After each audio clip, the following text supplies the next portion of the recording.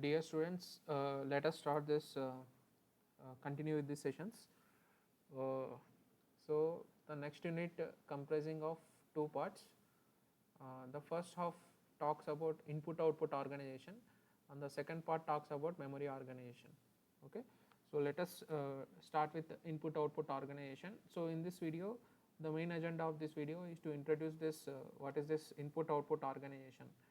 So far in this subject we have spoken about various issues related to computer organization, right? You know that the computing system comprise of mainly CPU, right? So we have, so almost in the first few units we have spoken about how to design a CPU. So you know that CPU is designed in the form of an synchronous sequential circuit, right? So we have seen how to design and how to visualize CPU as a synchronous sequential circuit, synchronous sequential digital circuit, right? We have seen how to design CPU, right? How to design a control unit, how to design instructions of a CPU, right? How to, what is there inside the CPU? We have a ALU, we have a registers, we have a control unit, right? So we have seen that control unit is designed either using hardwired approach or using a micro programming approach. We have seen various concepts of CPU like programming the CPU, like what is the instruction set of the CPU, what is the addressing modes of the CPU. See, all these concepts we covered. Also we have seen various data types. CPU operate like fixed point data type, floating point data type. Accordingly we have designed various optimized algorithms for fixed point arithmetic operations and floating point arithmetic operations, right? So also we finally the conclusion is that the CPU is nothing but CPU like we have a, in a computing system we have a CPU, we have a memory, right? We have an, right, we have an IO devices, right? So now CPU is connected to this, all this with the help of a bus, right? So with the help of a bus, this CPU is connected to memory and IO devices. So this bus may be, right, address bus, control bus and data bus, right?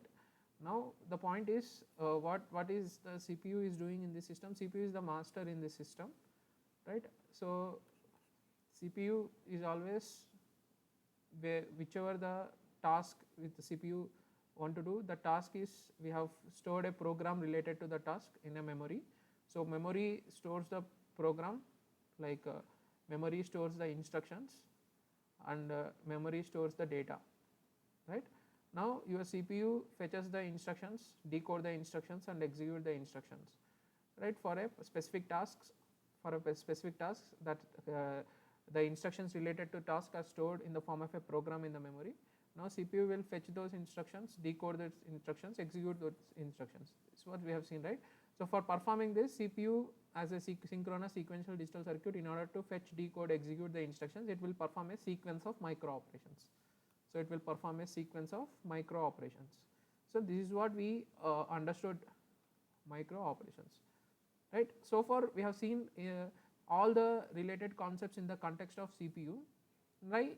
In this specific unit we will try to understand how the CPU is connected to memory and IO devices, also what are the various issues of memory, also various issues of IO devices.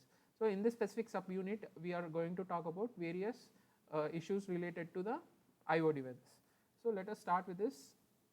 So the first thing is, so this is what I am talking about, like CPU is first of all, this IO devices is also called peripheral devices. So IO devices or input output devices, these are all called peripheral devices, right? So for example, if you observe this system, the CPU is connected with memory and this IO devices are peripherals, right? For example, you can see here the keyboard, USB, the memory disks, these are connected to the this bus so that CPU can communicate with them, right? So these are connected via this input output subsystem. So the subsystem is going to handle the communication between this CPU and this IO devices, right? So this IO devices is also called peripherals, right. Also you observe here, this is a bus, this is a bus, it's a group of wires where this data flows, right. So this bus may be address bus, data bus and control bus, right. Now see here, this input output devices may be these are the peripheral devices, this may be input devices or output devices or input output devices, right. Now basically here the CPU is pure electronic device, right. CPU is a pure electronic device, you understand this, right.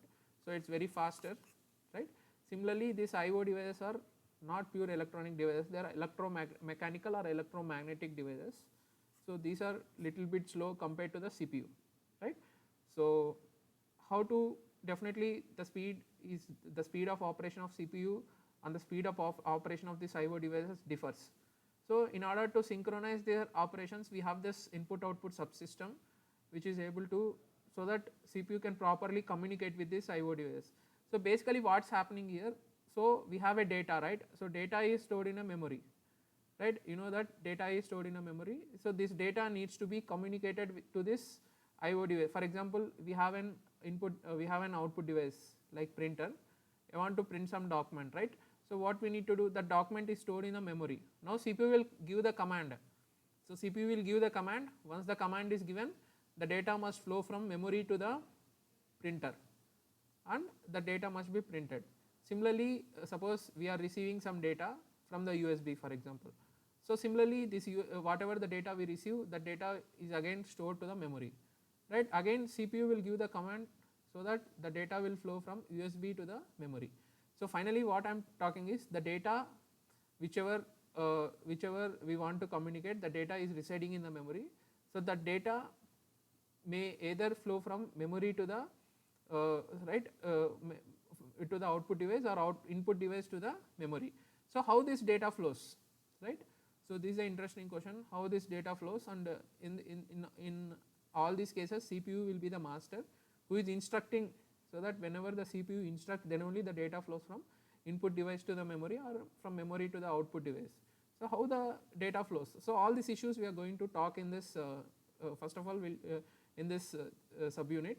So in this introduction, in this introductory section, let us try to understand few things, like the first thing is this one, like just now I told that these are the peripheral devices which are connected to the CPU.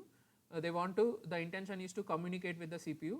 Basically the data which is read or data to be written is residing in the memory, right. So definitely they are under the control of CPU. In this case CPU is the master, so CPU is initiating the data transfer, right.